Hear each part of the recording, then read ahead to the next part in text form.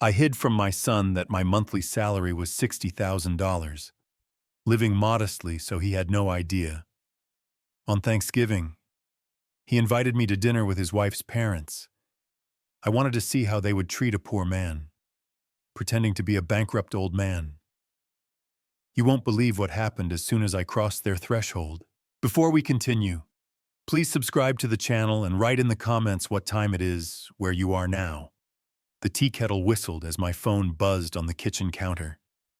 I set down the audit report I'd been reviewing and glanced at the screen. Landon. I picked up. Yeah. Anyway. Dad.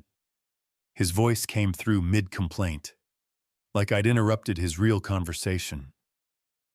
Gloria's parents want you to come for Thanksgiving dinner at their place. Thursday at 6. I wrapped my fingers around the warm mug. That's kind of them. I'd be happy to come. A pause. Landon hadn't expected easy agreement. Right. Well, good. Through the phone, I heard the familiar sounds of my own house, the house I'd bought 24 years ago, the house where Landon and Gloria had lived rent-free for 9 years while saving up. The television murmured in the background. Landon cleared his throat. So, we found this house in Bellevue, he continued, his tone shifting to that particular flavor of stress I recognized. Perfect size, good neighborhood, $900,000. Problem is the down payment. We're short about $180,000. Banks these days, you know. I looked around my modest apartment. 1 bedroom, clean but sparse. Furniture from secondhand stores. Strategically chosen. That's a significant amount. Yeah. Well, Landon's voice carried a shrug. Not like you'd have that kind of cash lying around anyway. My jaw tightened. I said nothing. Then Gloria's voice cut through. Not meant for me, but loud enough. Just tell the old man we need money. Wait, never mind. He's probably living on Social Security or something. Landon didn't defend me. Didn't pause. So anyway, Dad, you'll come Thursday, 6 o'clock sharp. I closed my eyes briefly. Government Accountability Office. Senior Auditor. $60,000 monthly salary. Portfolio worth $2.5 million. The numbers ran through my mind like they did every time I reviewed my quarterly statements. 21 years ago, I'd made a choice. Raise Landon without the cushion of wealth. Let him build character. Learn self-reliance. Watch him become a man who earned his way. The irony burned. I'll be there. Landon, should I bring anything? Just yourself. Don't worry about it. A pause. Then, actually, maybe don't park on the street. The Harrisons have a nice neighborhood. Park around the corner or something. I opened my eyes, stared at my reflection in the darkened window overlooking Seattle's downtown streets. The man looking back at me was 63, fit, methodical, a man who'd spent decades analyzing financial misconduct, finding patterns others missed. I won't be late, I said, my voice deliberately even. Thank you for inviting me. Yeah, bye. He hung up without waiting for a response. I set the phone down carefully. The apartment settled into silence around me. The hum of the refrigerator, distant traffic, my own breathing. Strategic poverty. I'd called it once in my mind. This place cost me $1,000 a month when I could afford 12 times that. The used Accord in the parking garage instead of the BMW I'd considered. Goodwill suits and drugstore reading glasses. Also, Landon would learn what it meant to work for something. I walked to the bookshelf and picked up a framed photo. Landon at 8, gap-toothed and grinning, holding up a certificate from his school spelling bee. Best dad, he'd written on the back in careful pencil. I remembered that day. How proud he'd been. How hard he'd worked on those words. When had that boy become the man who told me to park around the corner? I set the photo down and moved to my desk. Years of auditing had trained me for documentation. I opened my laptop, created a new file, titled it simply Thanksgiving 2024. Date November 18th, Monday evening, 7:43 p.m. Call from Landon Thompson. Duration approximately 4 minutes. Content Thanksgiving invitation. Request for 180,000 indirect, dismissive comments. I typed it all, fingers steady on the keys. What was said, what was implied, what I'd overheard. Gloria's voice, Landon's silence.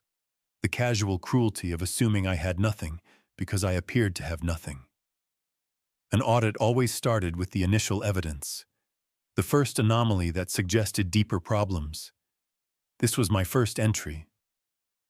I saved the document and stood, walked to my closet, and opened the door.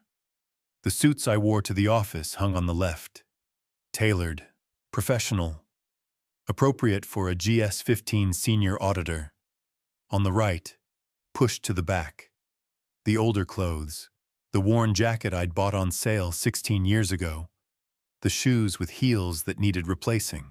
I needed to see the truth before deciding anything. Needed to know who my son had become when he thought his father had nothing to offer. My hand moved past the good suits, reached for the back of the rack. Thursday was 3 days away. I'd attend this dinner. I'd play the role they'd assigned me.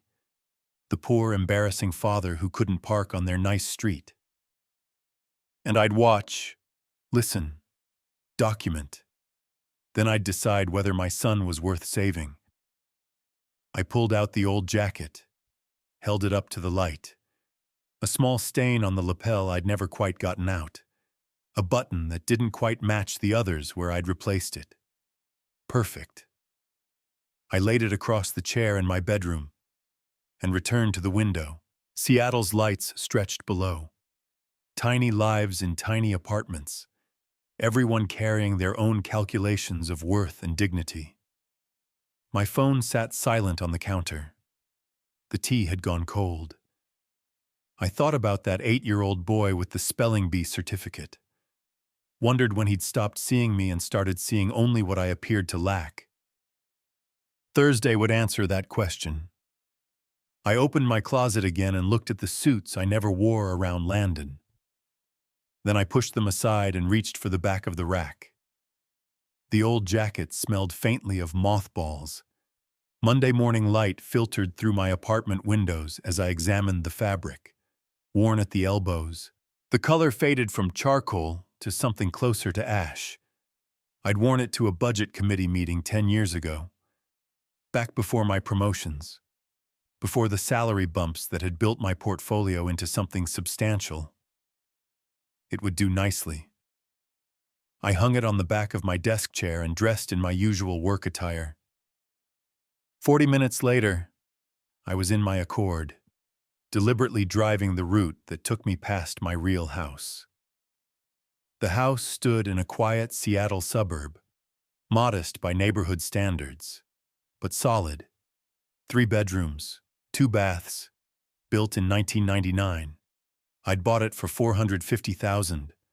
Current value pushed $700,000. The lawn needed mowing. Landon's Honda sat in the driveway next to Gloria's Audi. My house. Their home. 9 years ago. Newlywed Landon had called me. Dad, I know this is a lot to ask, but could Gloria and I stay at your place for a few months? Just until we save up for our own house. I'd said yes immediately. Of course, son. Stay as long as you need. It's your home, too. We'll pay rent, obviously, he'd added. Don't worry about that. Save your money for your future. 9 years of saving. 9 years rent-free in a house worth more than $500,000. And still they were $180,000 short. I drove on.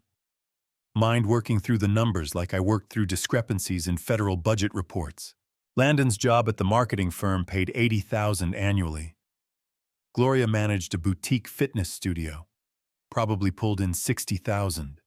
Combined income of $12,000 monthly. Zero rent. Zero mortgage. 9 years meant $1,296,000 had flowed through their accounts. Where had it gone? The Audi in my driveway probably answered part of that question. At the GAO office downtown, I settled into my familiar routine. Files spread across my desk. Contractor overcharges. Grant misallocations. The endless creativity of people who thought they could hide money if they moved it fast enough. I'd built a career on following money that didn't want to be found. Richard, you heading out early for Thanksgiving? James from the next cubicle leaned over the partition, coffee mug in hand. Taking Thursday and Friday off. Dinner with my son's family. That's nice. Linda's proud to have you visit. I glanced up. James had met me 11 years ago when I joined this division. Watched me rise through the ranks. Seen the commendations. Knew my reputation for thoroughness. He had no idea about the apartment, the accord, the careful construction of poverty I maintained outside these walls. We'll see, I said, allowing myself a slight smile. That evening, back in my apartment, I pulled out an old leather wallet from my desk drawer. Inside, tucked behind expired insurance cards, I found what I was looking for, a photo from Landon's 9th birthday. He'd made me a card, construction paper and marker, best dad written in crayon across the front. 21 years I'd kept this secret.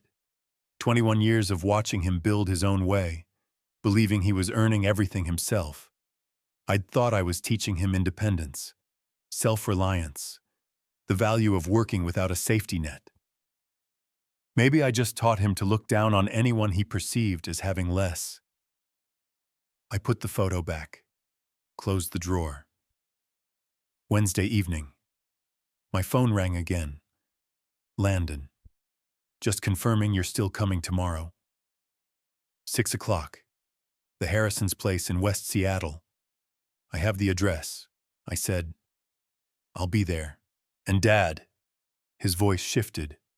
Uncomfortable. Maybe dress nicely. I mean, as nice as you can. I looked at the old suit laid across my chair. I'll wear my best suit. Landon. Right. Okay. See you tomorrow. The relief in his voice cut deeper than Gloria's overheard insult. After he hung up, I sat at my desk and added to my documentation file. November 20th, Wednesday, 8:17 p.m. Call from Landon Thompson. Content confirmation of dinner attendance. Request to dress nicely as I can. Implied concern about my appearance in front of in-laws. I saved the file and moved to inspect my Accord in the parking garage. 16 years old, 200,000 miles, but meticulously maintained. The GAO parking lot held Audis and Teslas belonging to colleagues at my level. I drove a car worth maybe $4,000. The cognitive dissonance had stopped bothering me years ago. I cleaned the Accord's interior, checked the tire pressure, made sure nothing would draw attention. Not too shabby to be insulting, but clearly the vehicle of a man without resources. Tomorrow I'd drive this car to a mansion in West Seattle, park it around the corner as instructed, and walk to dinner in my decade-old suit. And I'd watch my son. I'd memorized the pattern now, could recite it like case evidence. 8 years ago, the first dinner with the Harrisons, George had asked what I did for work. I'm an auditor with a government agency. Public sector. He'd chuckled, shared a glance with his wife, Linda. Well, someone's got to do it. Must be rewarding in other ways. Linda had smiled with practiced sympathy. Landon mentioned you live quite simply. Very admirable in this materialistic age. Landon had jumped in quickly. Dad's always been about minimalism, life philosophy, you know, not a lie, but not the truth either. A reframing that let them all maintain their comfortable narrative. Poor Richard making the best of his limited circumstances. So admirable how he doesn't let it bother him. I'd said nothing to correct them. Let the misunderstanding stand. Because I'd believed then that Landon knew better. That my son understood the difference between choosing simplicity and having simplicity forced upon you. But the years had clarified things. The casual dismissals, the apologetic tone when he mentioned me to friends, the way he'd started spacing out his visits to my apartment, like he was embarrassed to be seen entering a building without a doorman. Tomorrow would be the final test. Thursday morning, I dressed with the same precision I brought to audit preparation. The old suit carefully pressed, the scuffed shoes buffed to hide the worst wear. I looked at myself in the mirror, a man who appeared to be doing his best with limited means. The performance was complete. I locked the apartment door behind me and walked to my car. The Harrisons' house was 45 minutes away in West Seattle, one of Seattle's wealthier suburbs. George had made his money in commercial real estate. Linda's family had old money, the kind that predated Washington statehood. They'd built a house that announced their status from the street. By 7 o'clock tonight, I'd know whether my son was worth saving. The Accord's engine turned over smoothly. I backed out of my assigned space, drove through downtown toward the highway. Traffic was light, everyone rushing toward their own Thanksgiving tables, their own family gatherings. I wondered how many of them were tests in disguise. The highway stretched before me, morning sun glinting off the hood of my ancient car. My phone sat silent in the cup holder. The suit felt scratchy against my neck. In my mind, I reviewed the framework. I'd spent 41 years developing the auditor's approach to uncovering truth. Establish the baseline. Document the evidence. Follow the pattern. Draw conclusions only from facts, never assumptions. Tonight I'd gather the final data points. Then I'd know what kind of man my son had become. The neighborhoods transformed as I drove west. Modest apartments gave way to sprawling homes, then mansions with gates. West Seattle announced wealth from every corner. Manicured lawns, luxury vehicles, streets named after trees that cost more to maintain than most people earned monthly. The Harrison estate sat on a corner lot, imposing even by local standards. 2.8 million, I estimated from the footprint and location. Circular driveway, 3-car garage, European landscaping. A black Mercedes occupied the drive next to a pearl-white Lexus SUV. I parked my Accord on the street 2 houses down, as Landon had suggested. In the rearview mirror, I straightened my worn tie. The store-bought pumpkin pie sat on the passenger seat. $8 at the supermarket. I picked it up and walked toward the house. A curtain moved in the front window. Someone watching. Landon appeared in the doorway before I reached it, his expression tight. "Dad, you made it." Traffic was light. I held up the pie. "I brought dessert." He glanced at the plastic container, then away. "That's, thoughtful. Come in." George Harrison filled the doorway behind Landon. 66, silver hair. Expensive casual wear that probably cost more than my entire outfit. His smile was practiced, professional, the kind perfected over decades of sales. "Richard, come in. Come in." His handshake was firm, territorial. "Still driving that old Honda, they really do last forever. Don't they, Japanese engineering? It serves its purpose." Linda appeared beside her husband, blonde and polished, jewelry catching the light. "How practical." "Landon says you've always been about practicality." Gloria stood behind them, her face rigid with something between embarrassment and contempt, more like necessity. Mom. They ushered me into a living room that belonged in a magazine. Vaulted ceilings, contemporary furniture, artwork that looked original, everything positioned to impress. George gestured to a leather chair in the corner, away from the main seating area. Drink, I've got excellent scotch. Or maybe something simpler. Water is fine. Water it is. He poured himself 3 fingers of amber liquid from a crystal decanter. So, Richard, government work. You're at some agency downtown. The Government Accountability Office.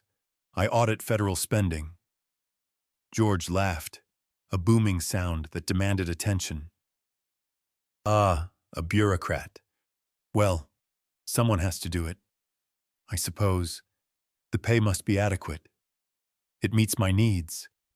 Linda settled onto the sofa, crossing her legs. Such important work. I'm sure public service is so admirable when people don't have other options. I sipped my water, said nothing. Landon sat beside Gloria on the love seat, his posture rigid, avoiding my gaze. Tell me, George continued, swirling his scotch. What happened? You must have had ambitions when you were younger, plans for something more. I chose my path deliberately. Interesting choice. His tone suggested otherwise. I went the opposite direction. Started selling cars at 23. Owned my first dealership at 31. Now I've got $4 million revenue stream. Different philosophies, I suppose.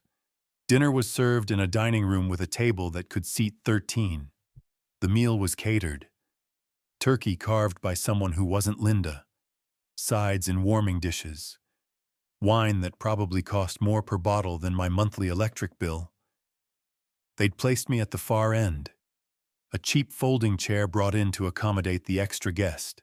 My store-bought pie sat on the sideboard, ignored beside an elaborate selection of professional desserts. George dominated the conversation, gesturing with his fork, refilling his own glass repeatedly. Just closed the deal on my 4th dealership last month. Landon, you really should come work for me. Real money in automotive sales, not like that tech stuff. I'm doing okay in tech. George. Linda dabbed her lips with a linen napkin. Better than some family examples. Certainly. She glanced at me, her meaning clear. Landon has always been capable, I said quietly. Gloria's fork clinked against her plate. Capable, but held back. Some people inherit advantages. Landon had to build everything himself. The irony would have been funny if it weren't so painful. Landon had inherited a house, 9 years rent-free. Every advantage I could provide without revealing my resources. And still they believed this narrative. Must be difficult. Linda continued. Making ends meet on a government salary. Do you have savings, retirement accounts? I'm adequately prepared. George leaned forward. But not enough to help with major expenses, I'd imagine. Landon mentioned you two found a house. 900,000. Beautiful area. Bellevue. You need what, 180,000 for the down payment? Landon nodded. Yes, sir. We're working on it. What about family help? George turned to me. Richard, can you contribute? The moment crystallized. I felt Landon's eyes on me, waiting for me to confirm what he'd already told them. That I had nothing to offer. That's a significant sum.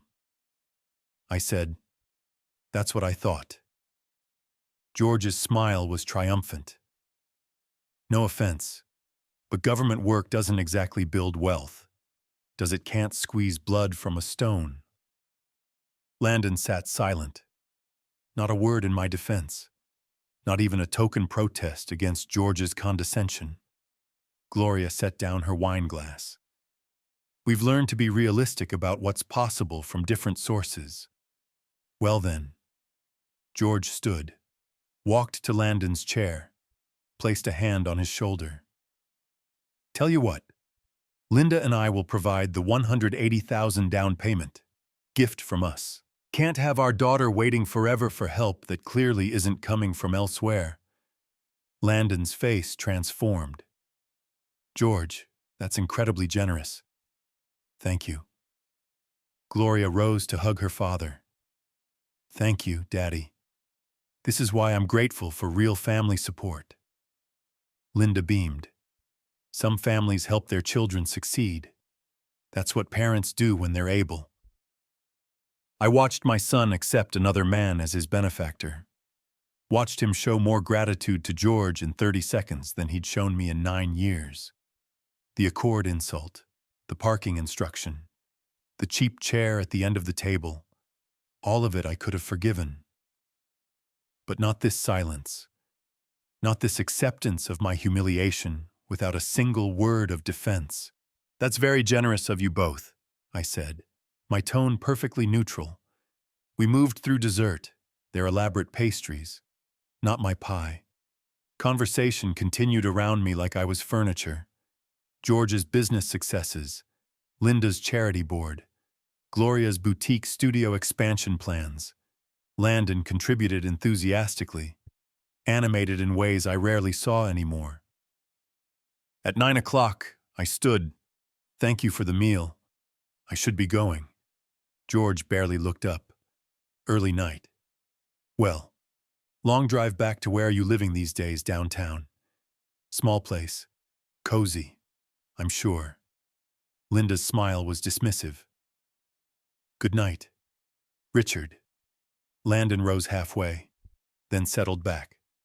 Bye, Dad. Not let me walk you out, not drive safely. Just a quick dismissal, eager to return to his real family. Goodbye. Landon, I paused at the doorway. Enjoy your new house. I walked to my Accord alone. No one accompanied me. No one watched from the window.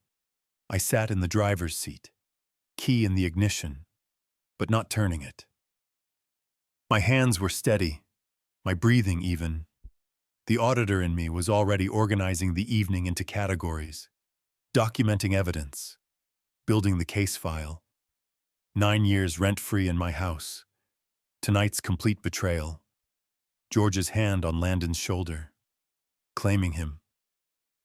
I started the engine and pulled away from the curb. In my rearview mirror, the Harrison mansion blazed with light and laughter. I'd seen enough. The drive back took longer than usual. I stopped twice. Once at a gas station just to sit in the fluorescent light. Once at a park overlook where Seattle's downtown glittered below. My mind was working, sorting, categorizing. Not anger, something colder. I reached my apartment at 10:47. The building was quiet, most residents already asleep. I unlocked my door, set my keys in the bowl by the entrance, and moved directly to my desk. Documentation first. Always. I opened my laptop and pulled up the file I'd started Monday. Added a new entry. November 21st, Thursday, 6 p.m. to 9 p.m. Location Harrison Residence, West Seattle. Present George Harrison, Linda Harrison, Landon Thompson, Gloria Thompson, Richard Thompson. I typed everything. George's comments about my car, Linda's questions about my finances, Gloria's contempt, Landon's silence. The down payment offer, Landon's gratitude, not to me, never to me, but to the man who'd spent the evening systematically diminishing everything I was. The words filled 3 pages. Clinical, precise. The way I'd write an audit report on financial malfeasance.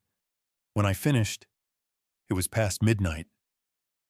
I saved the document, backed it up to 3 separate drives, then sat back in my chair. 21 years of deliberately living beneath my means.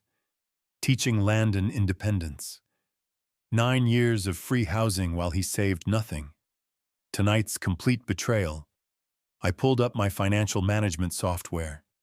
Government Accountability Office salary. 60,000 monthly. 24 years at this level. 21 more before that at lower grades. Total career earnings over 41 years. Conservatively managed.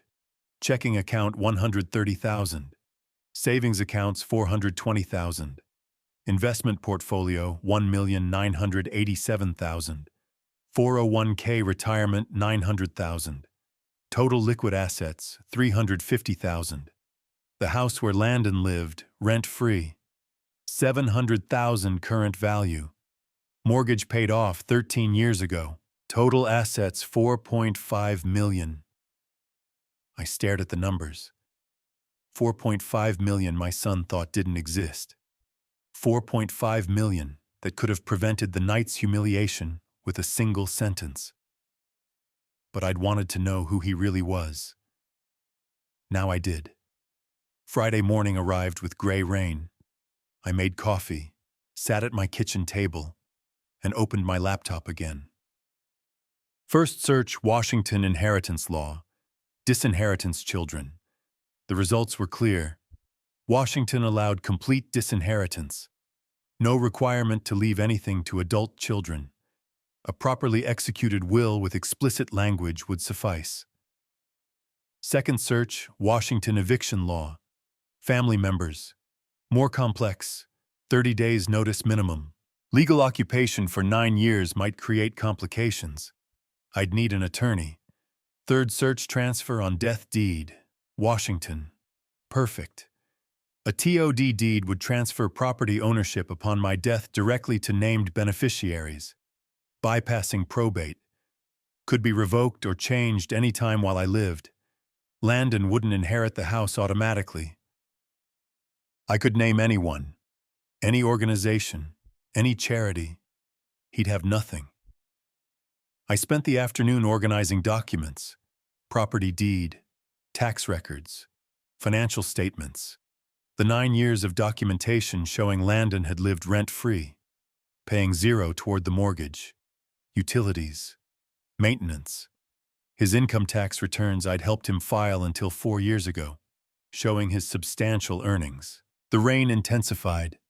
I made lunch. Barely tasted it. Returned to my laptop. By evening, I had the framework. Two-pronged approach. Both legally sound. 1. New will. Explicitly disinheriting Landon with clear language explaining why. Everything to charity. Perhaps organizations supporting foster children. Or educational opportunities for underprivileged youth. Kids who actually needed help. Unlike my son, who'd squandered 9 years of advantages. 2. Transfer on death deed for the house, also to charity. Or perhaps sold with proceeds to charity. Landon would need to vacate within 30 days of my death. But first, I needed him out while I was still alive. Saturday morning. I dressed casually and drove past my house. Landon's Honda was in the driveway. Gloria's Audi beside it. Lights on in the kitchen.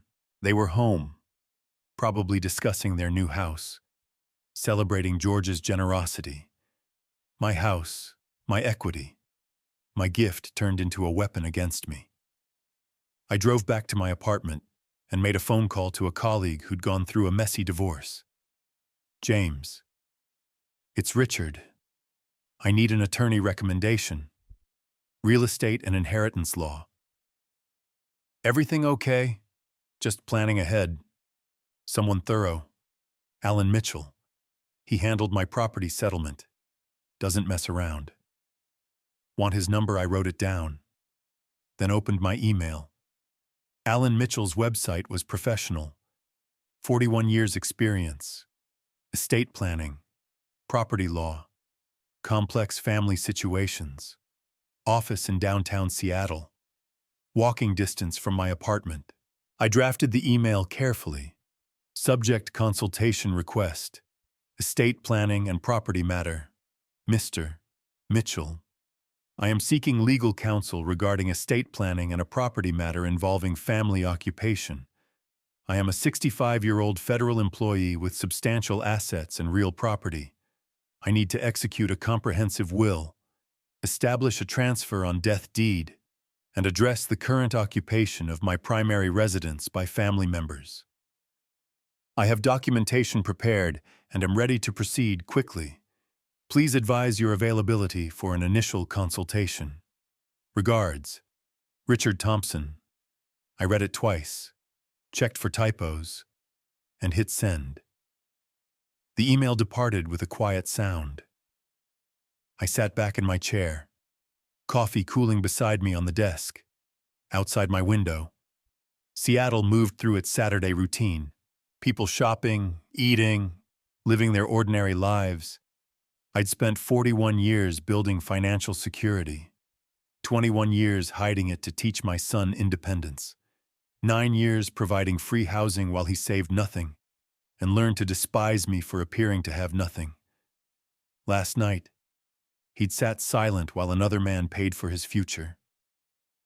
This morning, I'd started the process of removing every advantage I'd ever given him.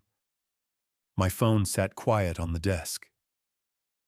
Landon hadn't called, hadn't texted, probably didn't even think about how I'd gotten home, whether I was hurt, whether I'd eaten anything beyond the dinner I'd barely touched. I opened my financial software again, looked at the numbers one more time. 4.5 million. 41 years of careful planning. None of it would ever reach Landon. I pulled up the file with my documentation. 3 parts now. Chronological, detailed, damning. Printed it. 3 copies. Put them in separate folders. 1 for my records. 1 for the attorney. 1 for backup. By noon, I'd organized everything an attorney would need. Property deed. 9 years of utility bills showing sole ownership. Tax returns. The complete financial picture. The plan was simple, legally airtight, morally justified. Landon had made his choice. Now I'd make mine. I closed my laptop and looked around my small apartment. The space I chose. The life I built. The resources I controlled. Monday. I'd likely hear from Alan Mitchell. We'd schedule a consultation. By next week, I'd have documents drafted. Landon could have his new house, George's generous gift, the life he'd chosen with his real family. He just wouldn't have mine. The weekend passed in careful preparation. I gathered bank statements, property deeds, retirement account summaries, organized them chronologically, cross-referenced by account type. When Alan Mitchell's assistant called Monday afternoon with an appointment slot for Wednesday morning, I was ready. Wednesday arrived cold and clear. Alan Mitchell's office occupied 2 floors of a glass-fronted building near Pike Place Market. Professional but not ostentatious. Leather chairs, organized shelving, the quiet efficiency of a place focused on substance over appearance. Alan met me in the conference room. Mid-40s, graying at the temples, direct handshake. Mr. Thompson. Thank you for coming in. I understand you need estate planning assistance. I set my leather portfolio on the table and opened it. I need to disinherit my son completely and permanently. Can Washington law accomplish this? Yes, it can. Washington doesn't require parents to leave anything to adult children. He sat across from me, pen ready. Tell me the situation. I removed my documentation.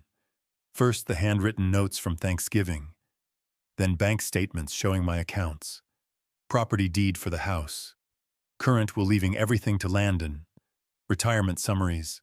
I arranged them in organized stacks between us. My son showed me who he is when he thought I had nothing. Now that I'm certain of his character, he'll receive nothing. Alan read through my documentation methodically. Occasionally he made notes. asked clarifying questions. When he reached my financial summary, his eyebrows lifted slightly. You have substantial assets. The house alone is worth $700,000, paid off 13 years ago. My son has lived there rent-free for 9 years while accumulating zero savings and learning to be embarrassed by me. I see. Alan set the deed aside. And your liquid assets, $1.3 million in savings and investments, $900,000 in retirement accounts. I slid another document across. This shows his income over those 9 years. Combined with his wife's earnings, they should have saved over $1.2 million. They have nothing. Alan nodded slowly. You want this airtight, no loopholes, no opportunities for reversal. He pulled out a legal pad and began outlining options for the house. He explained 2 approaches: life estate or transfer on death deed. TOD was cleaner, faster, harder to challenge. Property would automatically transfer to my chosen beneficiary upon death, bypassing probate entirely. For liquid assets, a new will was straightforward. Name any beneficiary, include explicit disinheritance language. Who receives your estate? Alan asked. I'd considered this over the weekend. No family alternatives. I had no siblings. My parents long deceased. I want the money to go to children who actually need it. Kids from families without resources. The Seattle Education Foundation provides scholarships to low-income students. Reputable, established, perfect for estate gifts. That works. Children who have nothing will benefit from what my son took for granted. Alan allowed himself a slight smile.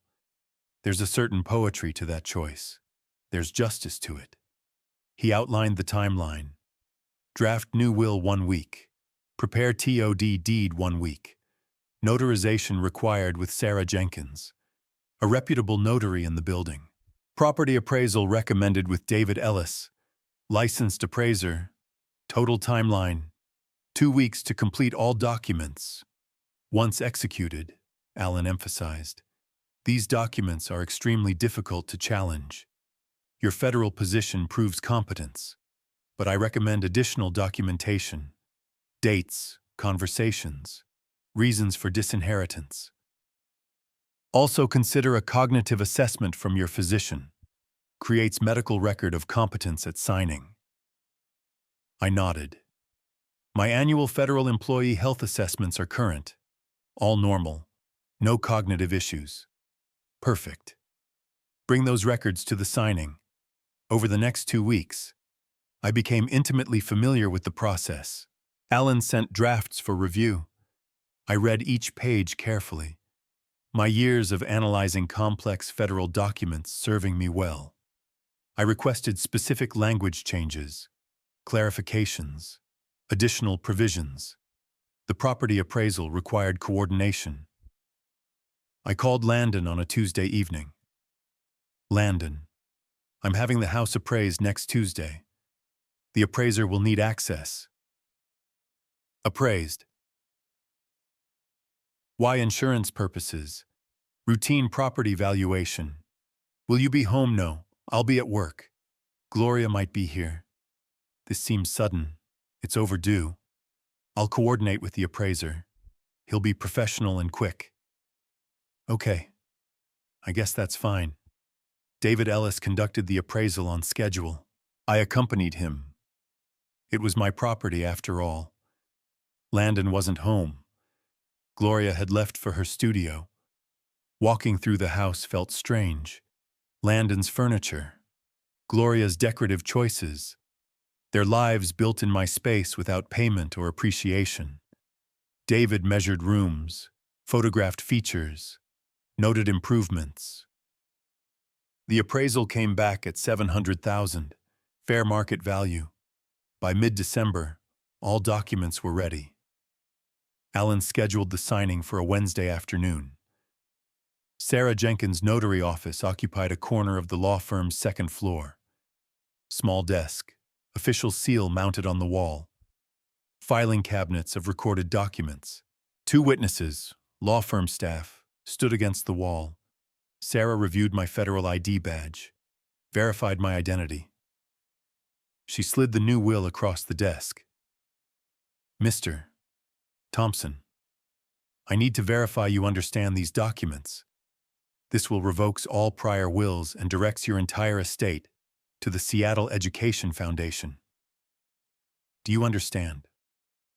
Completely.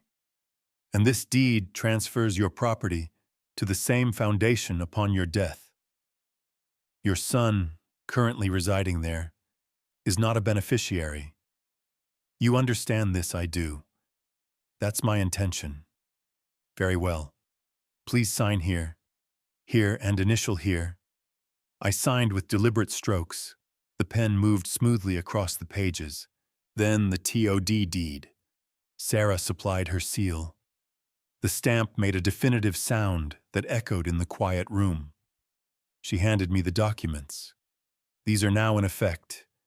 The TOD deed needs county recording. The next morning, I personally walked the recorded TOD deed to the King County Recording Office. I wanted to see it entered into public record myself. The clerk processed it efficiently, provided a stamped copy with the official recording number. I held the document, read the stamp. Real now. Permanent. The house would never be Landon's. That afternoon, I returned to Alan's office for our final meeting. All documents are executed and recorded. He confirmed, your estate plan is now in effect. When do you plan to inform your son? Soon, after the holidays. I want him to enjoy one more Christmas, believing he's getting millions. Alan leaned back in his chair. That's actually remarkably restrained. Most clients in your situation act immediately. I'm not acting from rage. I'm acting from certainty. A few more weeks won't change anything. He nodded. Call if you need anything. And Mr. Thompson, you've done this correctly. The documentation is thorough. The legal foundation's solid. I left his office carrying copies of every document. The originals were filed in Alan's secure storage with additional copies in my apartment safe. Christmas came and went. Landon sent a brief text. Generic holiday wishes. Nothing personal. No invitation to celebrate together. No acknowledgement of the Thanksgiving that had changed everything. I spent Christmas Day organizing my files, reviewing my documentation, preparing for what came next. By early January, I was ready. I texted Landon in early January. Brief, neutral. Need to speak with you. Coffee Wednesday afternoon. Downtown cafe on 3rd. His response came hours later. Sure. What's this about better in person? Wednesday arrived gray with rain. I reached the cafe first. Selected a corner table near the window. Ordered black coffee. Watched the street until Landon appeared. Walking quickly, shoulders hunched against the weather. He sat across from me. Confusion evident. What's going on? You sounded serious. I sipped my coffee. Let the moment settle. I want to tell you about something I did 21 years ago. A decision about how to raise you. Landon frowned. Okay. When you were 16, I made approximately $220,000 annually as a senior federal auditor. I had a substantial investment portfolio, significant savings, real assets. I could have given you anything. Private schools, new car, college paid in full. His expression shifted, uncertain now.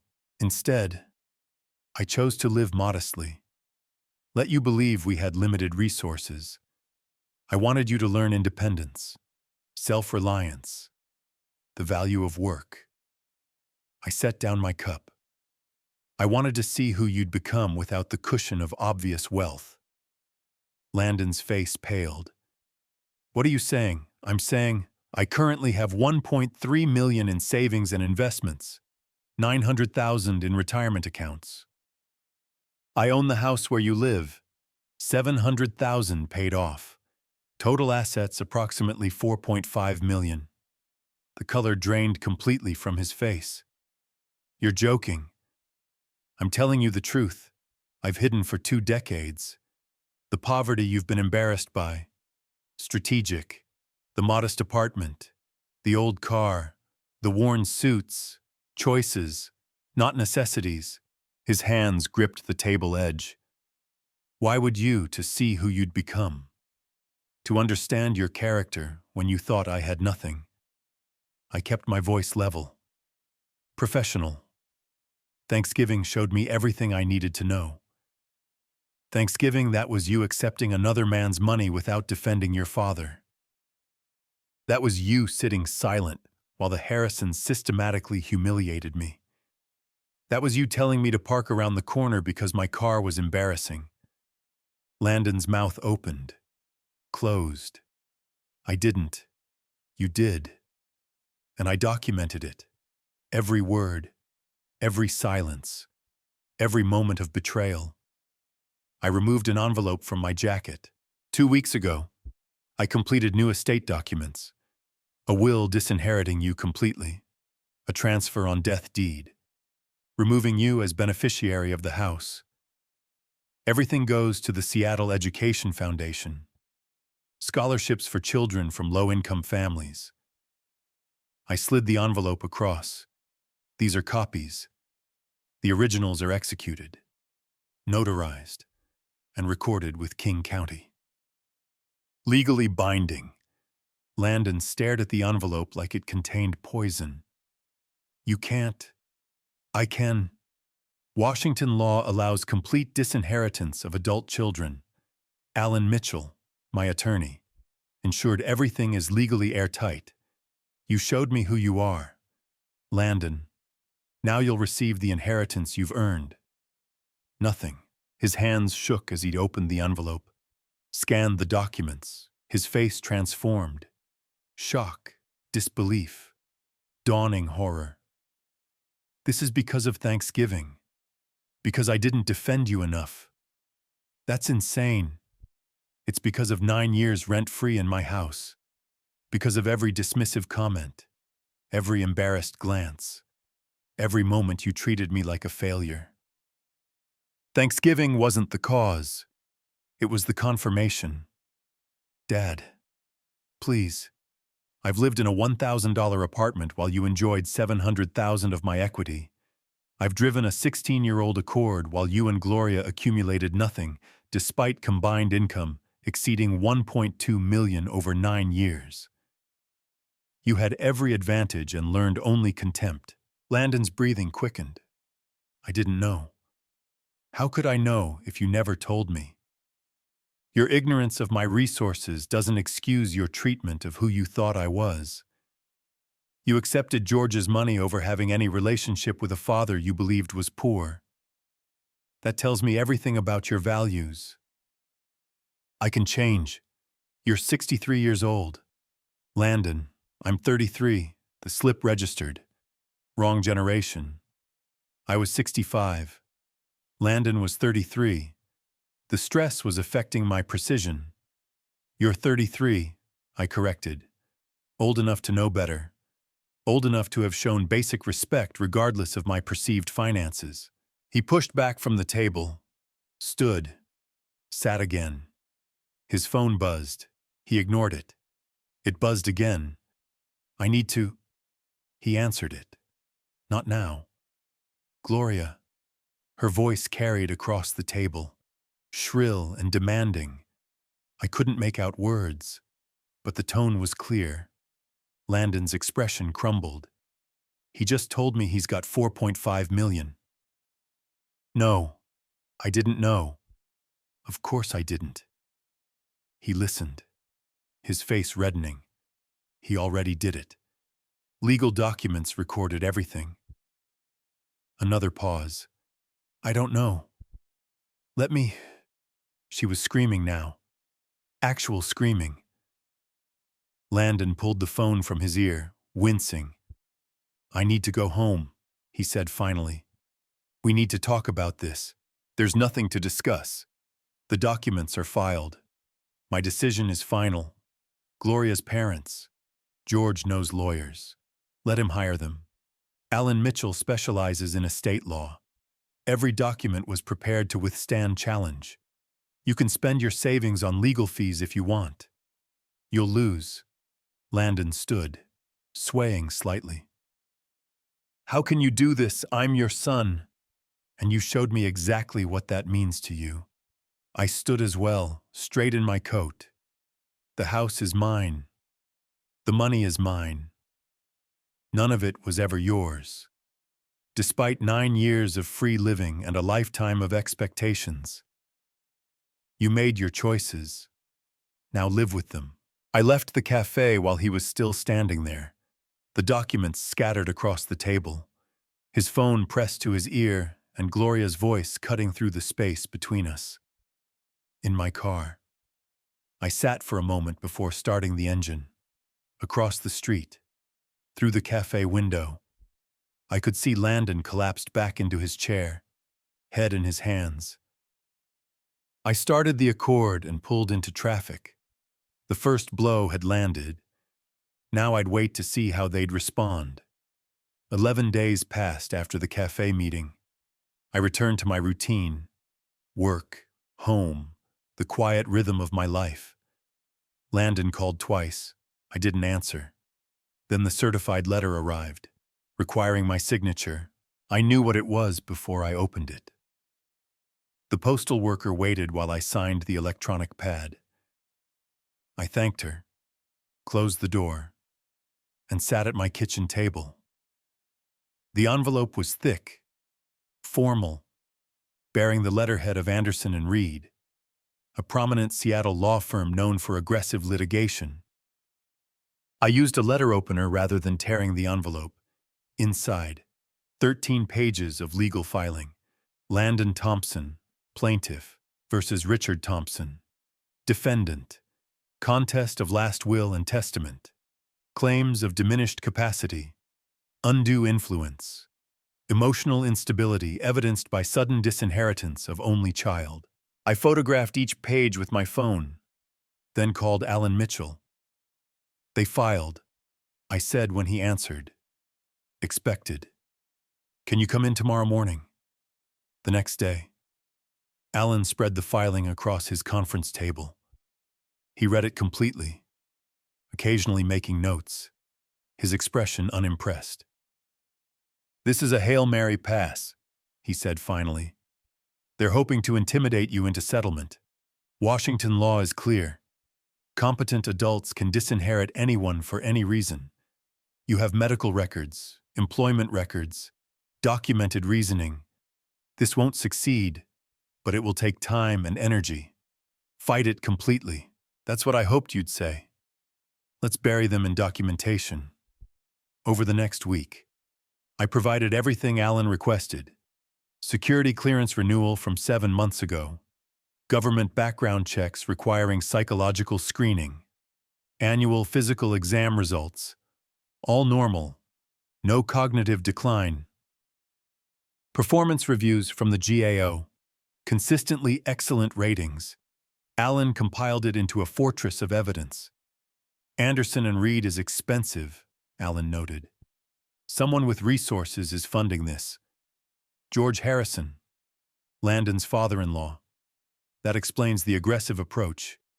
They're used to buying outcomes. The letters started arriving the second week of February. Handwritten. Landon's familiar script on cream-colored stationery. The first one was 3 pages of rambling apology. Youthful foolishness. Misunderstandings. Promises to be better. The second referenced specific memories. Teaching him to ride a bike at age 8.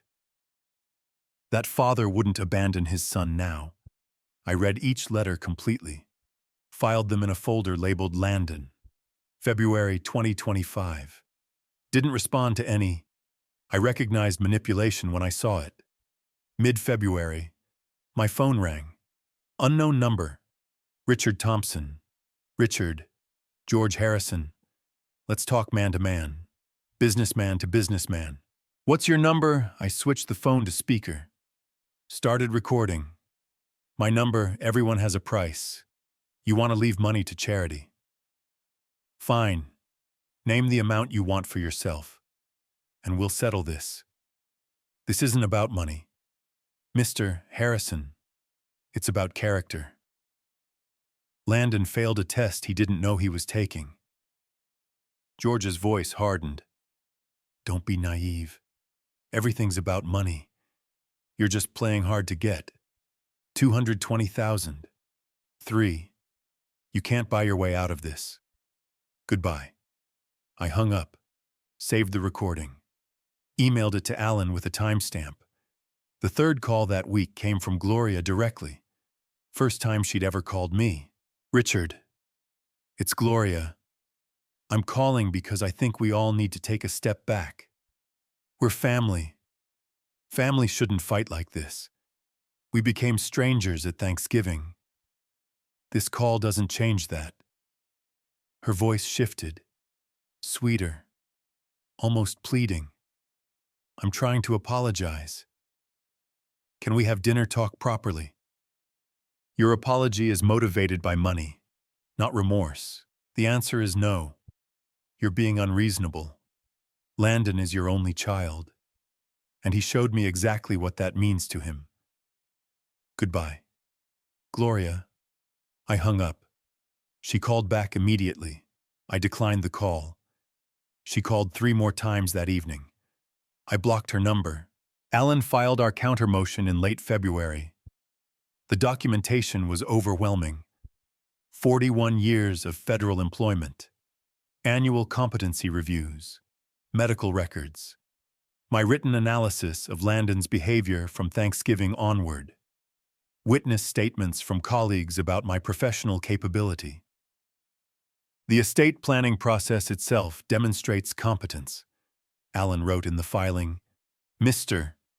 Thompson researched Washington law, consulted legal professionals, made informed decisions over multiple weeks, executed documents properly. These are not the actions of someone with diminished capacity. The hearing was scheduled for late February. I dressed in my work suit, professional, appropriate for a senior federal auditor. Alan met me outside the courtroom. Stay calm. Answer questions directly. Show them exactly who you are, he advised. The courtroom was smaller than I'd expected. Landon sat at the plaintiff's table with his attorney from Anderson and Reed, a woman in her 40s, expensive suit, practiced confidence. Gloria sat in the gallery behind them. George wasn't present. The judge was a woman in her 60s, Judge Elizabeth Carter. According to the nameplate, Landon's attorney presented first, claimed Richard's sudden disinheritance indicated emotional disturbance, argued no rational parent would cut off their only child without cause, suggested I'd been influenced or coerced, though she couldn't identify by whom. Alan countered with documentation, passed my employment records to the judge, my security clearance renewal requiring psychological screening, annual physicals, performance reviews, my handwritten notes from Thanksgiving, dated and detailed. Mr. Thompson is a senior federal auditor, Alan stated. He passed a rigorous background check 7 months ago. He has documented his reasoning clearly. He planned this estate change methodically over months, consulting professionals, making informed decisions. This is textbook competence. Judge Carter reviewed the materials, then looked at me. Mr. Thompson, you changed your will after 41 years. Can you explain this decision? I met her eyes, spoke clearly. Yes, Your Honor. I kept my financial status private to teach my son independence. At Thanksgiving, I learned how he treats people he believes have nothing. His character, when tested, was found wanting. This seems like a harsh response to a single dinner. It wasn't a single dinner, Your Honor. It was 9 years of taking without gratitude, culminating in one evening where he showed his true values. I documented everything. She studied me for a long moment.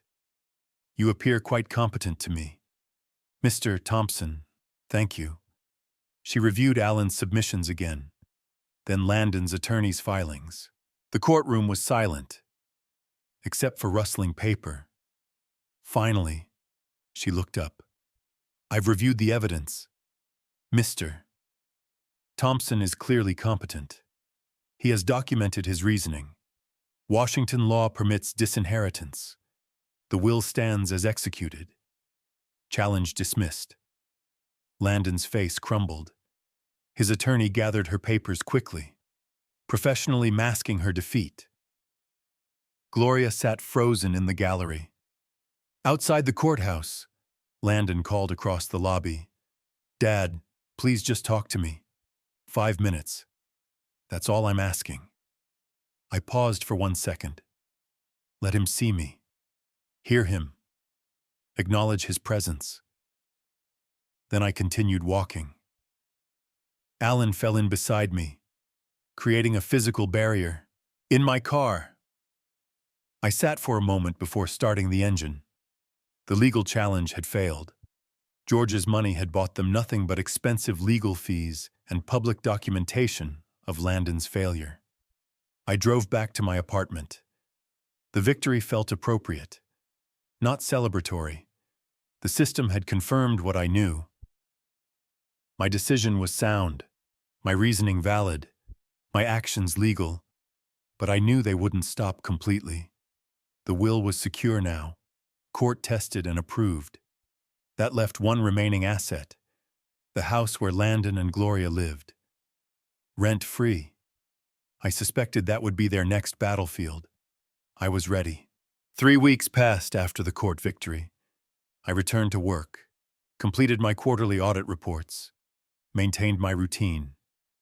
Then, on a Tuesday evening in late March, I called Alan Mitchell. I want to reclaim my house. Alan was quiet for a moment. The property where Landon lives, the property I own, where Landon has lived without lease or payment for 9 years. Washington law requires 60-day notice for no-cause termination of tenancy. You'll need to deliver written notice, document delivery, then file for eviction if he doesn't vacate voluntarily. Draft the notice. Alan prepared the document that week. It was formal, legally precise, notice to terminate tenancy. Effective April 1st. Landon had 60 days to vacate the premises. No cause required under Washington law, property owner exercising rights. On April 1st, I drove to my house at 10 in the morning. Landon's Honda was gone.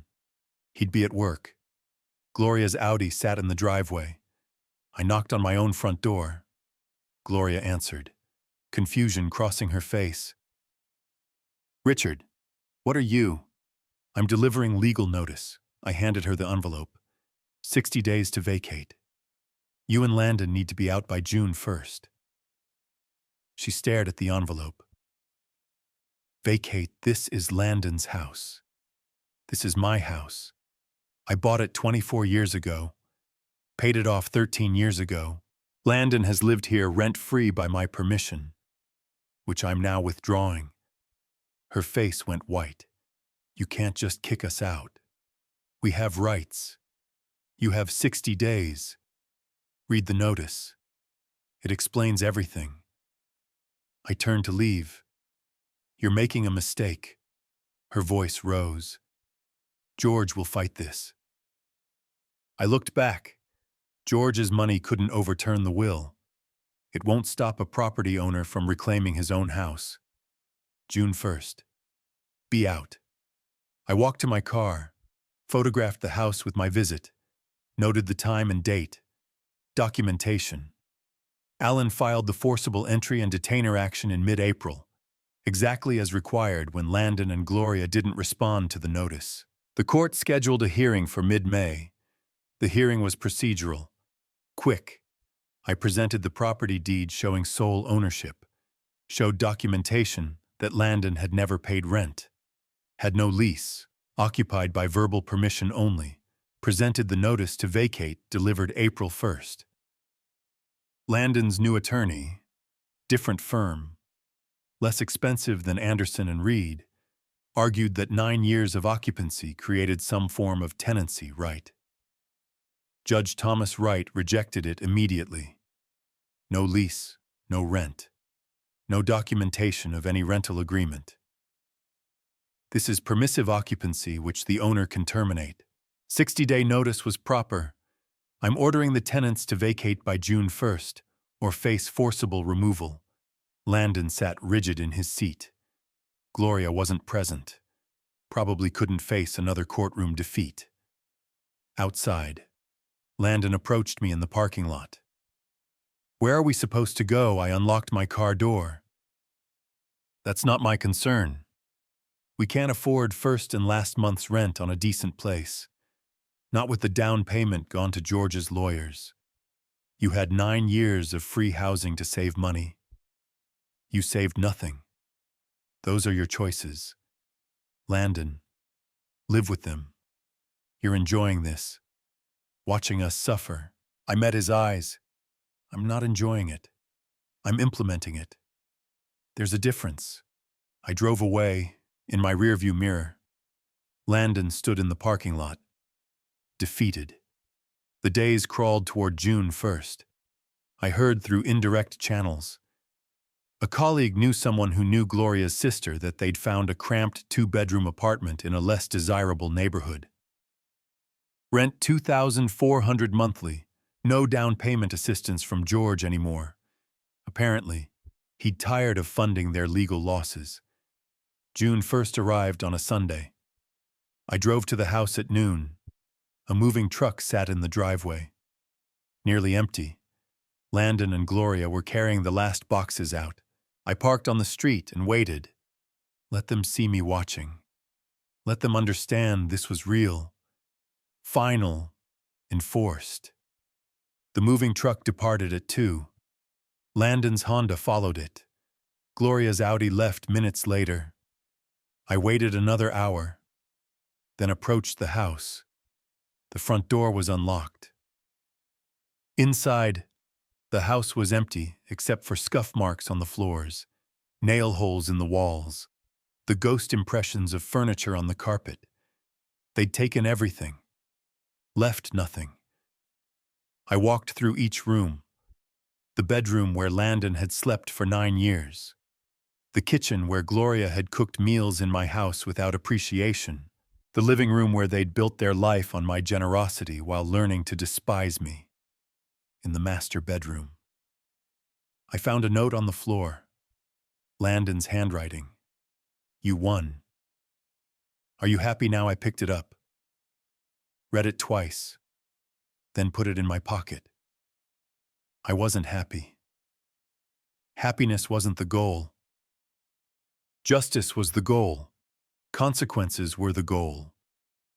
Teaching that free housing and inherited wealth weren't rights, but privileges that could be withdrawn.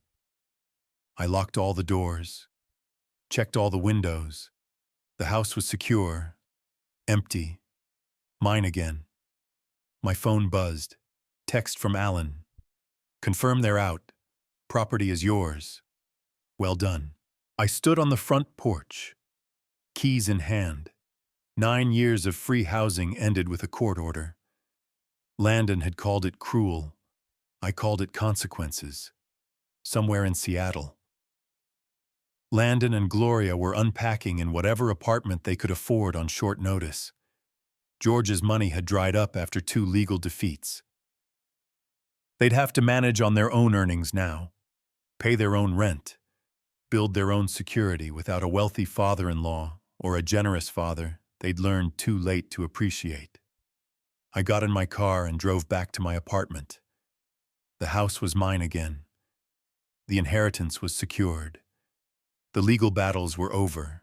Landon had nothing left to take, nothing left to contest, nothing left to expect. I'd spent 21 years teaching him independence, 9 years giving him advantages, 3 months showing him consequences.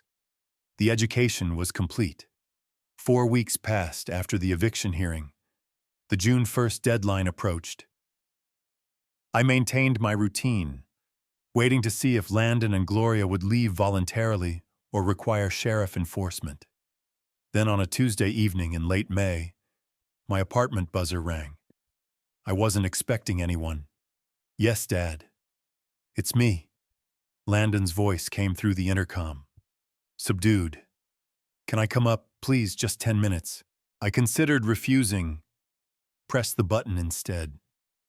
Why? Because I need to talk to you face to face, not through lawyers. Just us." I paused, then buzzed him up. Landon appeared at my door, looking diminished, worn clothing, tired eyes, shoulders curved inward. This wasn't the man from Thanksgiving. He stood in my doorway, not presuming entry. "You have 10 minutes. I stepped aside. He entered slowly, remained standing near the entrance. I crossed my arms, maintained distance. "We found an apartment." He began. $2,400 a month. "It's small, but it's what we can afford now. Problem is, it's not ready until mid-June. We need 2 more weeks. You had 60 days. You chose to wait until the deadline approached. We were trying to find something better. Everything costs more than we expected. The legal fees from fighting you." He looked at his hands. "They wiped out our savings. Those were your choices. Poor financial planning doesn't obligate me to extend deadlines."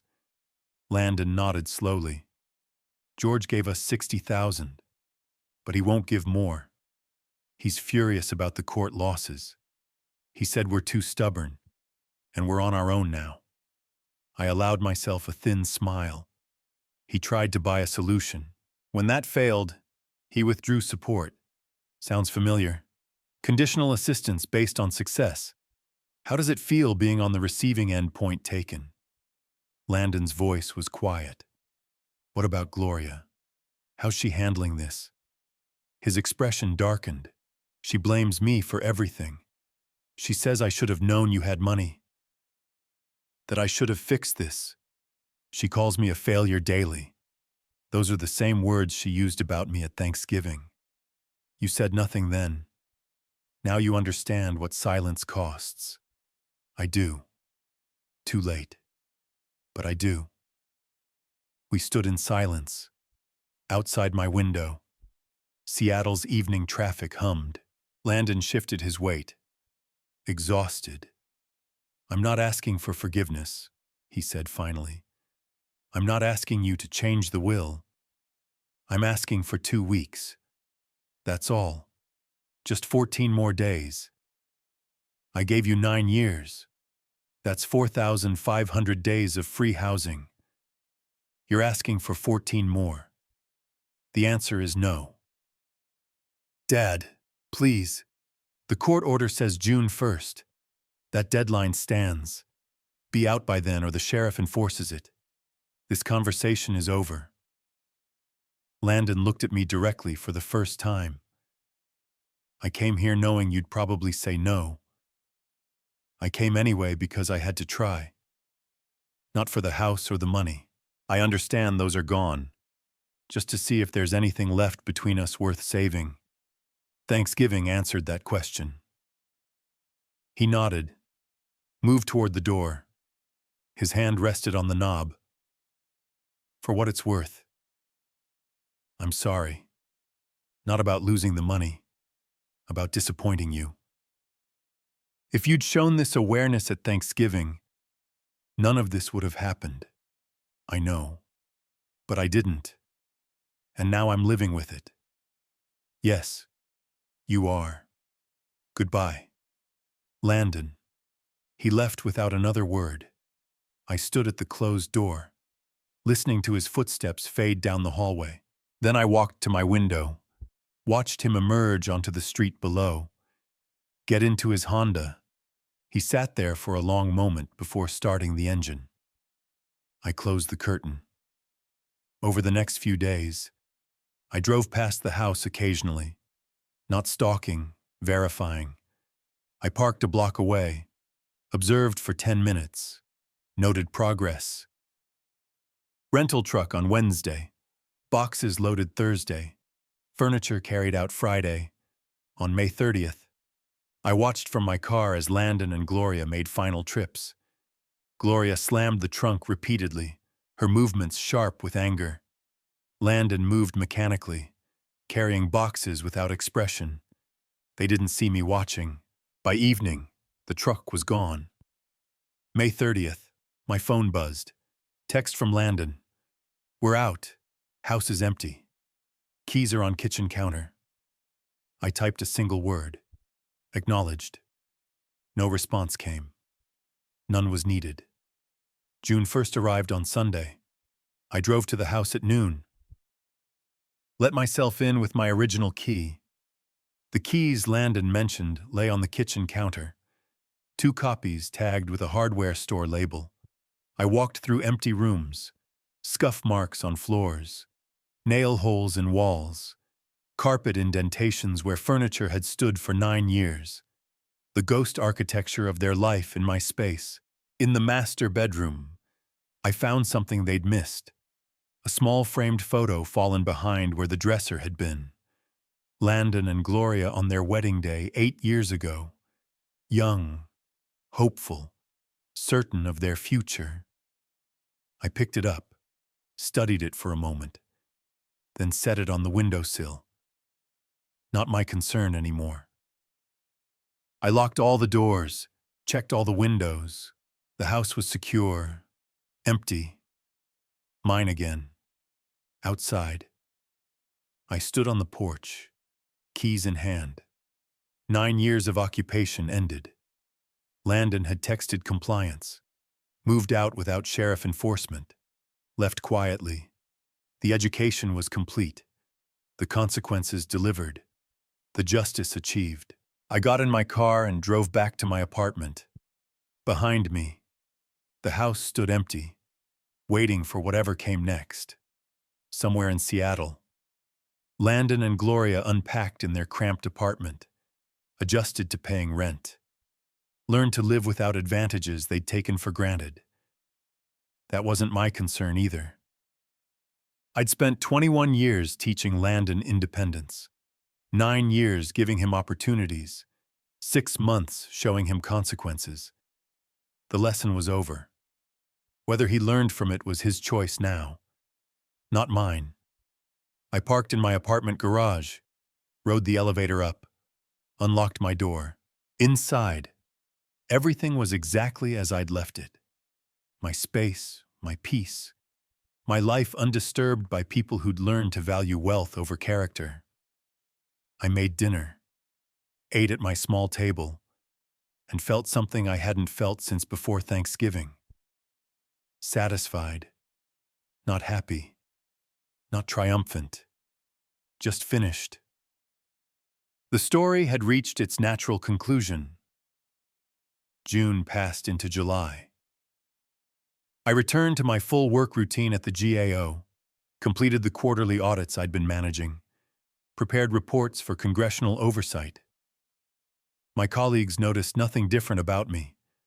I was the same senior auditor I'd been for decades, methodical, thorough, reliable. The house stood empty through June while I consulted with a real estate agent. Market value had held steady at $700,000. I listed it in early July and it sold within 4 weeks. Cash buyer. No complications. Closing costs netted me $680,000. I never visited the house again after June 1st.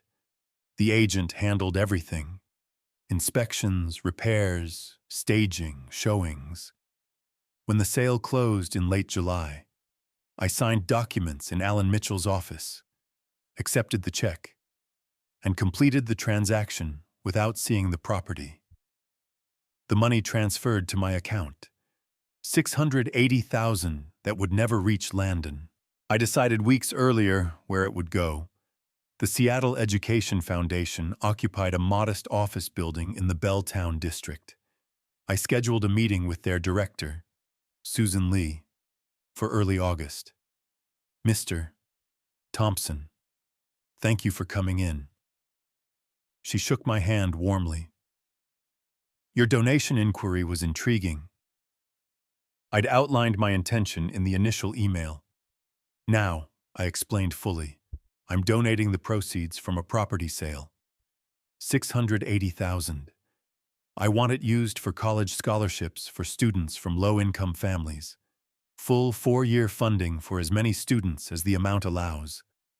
Susan's expression shifted from professional interest to genuine surprise. That's remarkably generous. May I ask what inspired this? I believe in giving opportunities to young people who will appreciate them. Students who understand the value of education because they've had to fight for it. She nodded slowly. We could fund approximately 16 full scholarships with this amount. 4 years each. Tuition, books, basic living expenses at Washington public universities. 16 lives changed. That's sufficient. We worked through the details over the next hour. The foundation would manage the scholarship selection and distribution.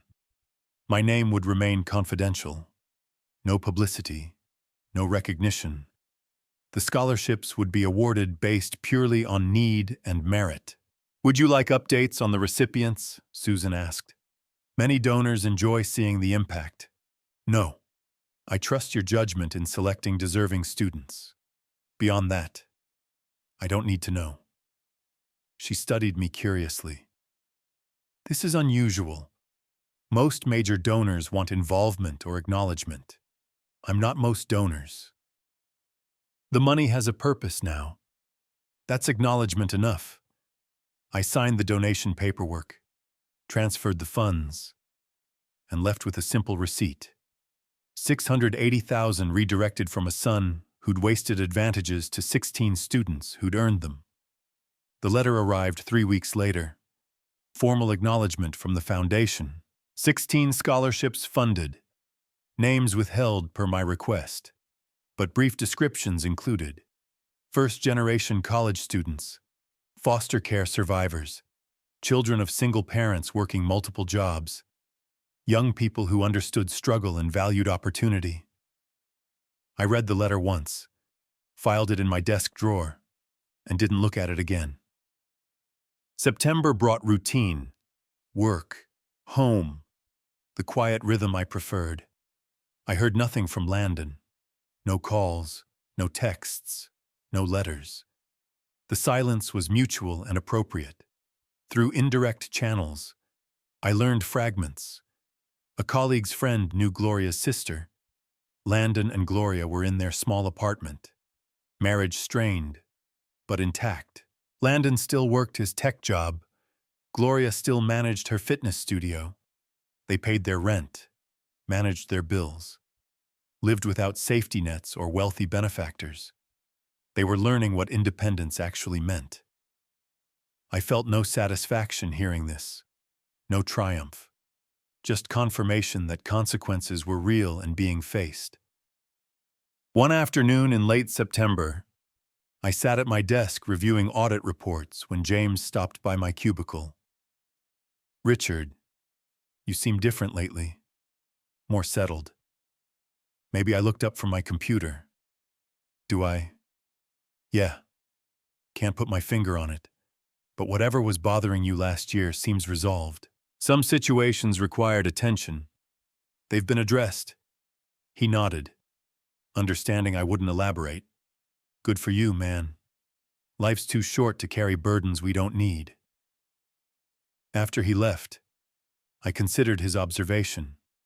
Was I different? Perhaps I'd removed toxic relationships, enforced boundaries, ensured my resources would serve worthy purposes. The weight of disappointed expectations was gone. I returned to my audit report. Numbers aligned, expenditures tracked, federal funds properly accounted for. The work I'd done for 41 years, the work that gave my life structure and meaning. That evening, I made dinner in my small kitchen, ate at my small table, watched the news briefly, then read financial journals until bedtime. The same routine I'd maintained for decades, but cleaner now.